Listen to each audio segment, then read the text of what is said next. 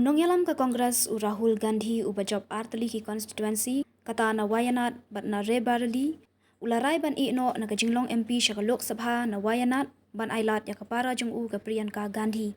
Ke Priyanka ke badai ke General Secretary ke Kongres ke Iakhun ke election MP hakasian ke Baningkong.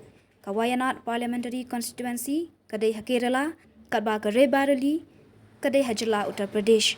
Kat kum ke rule Rahul Gandhi uhap ban Iehnoh kawai ke constituency hapo khat sausngi balapan benar ya ke result ke election.